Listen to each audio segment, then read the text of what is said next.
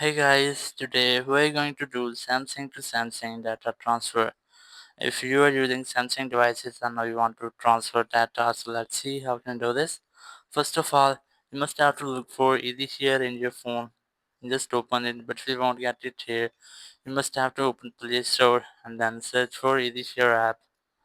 Just search for it and then you can easily install it from your Play Store app. Just install, then select open to open the app, and after opening you must have to select file transfer here, and here just open the same app in the second phone, just like this. Just open it, and here just select what you want to do.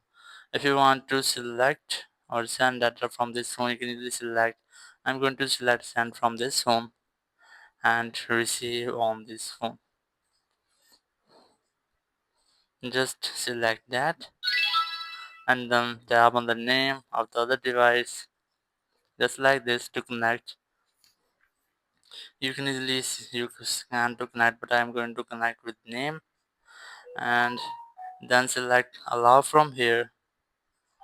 And after when this device has been connected, you can easily send your all data.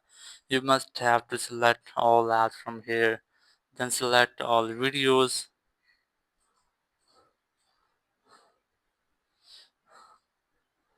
or here are images. You can easily select all at once, then music.